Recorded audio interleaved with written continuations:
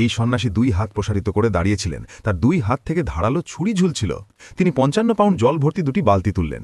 এখন তাকে একটি সরু এবং ঢালু গলি দিয়ে পার হতে হবে। তাকে পাহাড়ের চূড়ায় পৌঁছতে হবে এবং উপত্যকায় জল ঢালতে হবে। কিন্তু শর্ত ছিল যে তার হাত অবশ্যই প্রসারিত থাকতে হবে এবং তার ভারসাম্য নষ্ট হওয়া চলবে না। যদি তার হাত সামান্যও নিচে নামে, তবে ছুরিগুলো সরাসরি তার শরীরে বিঁধে যাবে। প্রথমে তিনি বারবার ব্যর্থ হলেন। দ্রুত পদোন্নতি পাওয়ার জন্য তিনি প্রতিদিন 400 বালতি বহন করতে শুরু করলেন। কয়েক মাস পর তিনি অন্য সব শিষ্যদের ছাড়িয়ে গেলেন।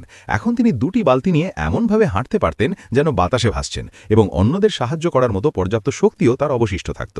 কিন্তু গুরু যখন এটি জানতে পারলেন, তিনি তাকে বকাঝকা করলেন এবং বললেন যে প্রশিক্ষণের সময় কাউকে সাহায্য করা উচিত নয়, অন্যথায় তারা নিজের শেখার সুযোগ হারাবে। তিনি ভয় পেয়েছিলেন, কিন্তু শিক্ষাটি বুঝতে পেরেছিলেন। যখন গুরু তার অনুমোদন দিলেন, তখন তাকে পরবর্তী স্তরে পাঠানো হলো। এবারের প্রশিক্ষণ ছিল ভিন্ন। তাকে গুরুর কাঠের মাছ আঘাত করার শব্দ শুনতে হবে এবং প্রতিটি বিটেল একটি বিশেষ হাতুড়ি দিয়ে ঘণ্টা বাজাতে হবে। প্রথমে সন্ন্যাসী ভেবেছিলেন এই অনুশীলনটি নিরর্থক, কিন্তু হাতুড়িটি তোলার মুহূর্তেই তিনি এর অসুবিধা বুঝতে পারলেন। এর ওজন ছিল মাত্র 22 পাউন্ড, কিন্তু এটি একটি লম্বা এবং নমনীয় বাঁশের খুঁটির সাথে লাগানো ছিল। কোনো শক্ত অবলম্বন ছিল না।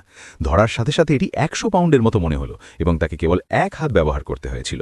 শুরুতে তিনি হাতুড়ির মাথার কাছাকাছি ধরে কোনো মতে এটি তুললেন, কিন্তু কয়েকবার আঘাত করার পর তার কবজির সব শক্তি ফুরিয়ে গেল। তিনি গুরুর দিকে তাকালেন। গুরু শান্তভাবে কাঠের মাঝে আঘাত করেই যাচ্ছিলেন। সেই মুহূর্তে তার ভেতরে এক প্রতিযোগিতামূলক মনোভাব জেগে উঠল। তিনি আরও শক্ত করে ধরলেন এবং ঘণ্টা বাজাতে থাকলেন। তার কবজি জখম হলো, কিন্তু তিনি হাল ছাড়লেন না। কয়েক মাসের মধ্যে তিনি খুঁটির একদম নিচের দিক ধরে দ্রুত এবং নিখুঁতভাবে আঘাত করতে শুরু করলেন।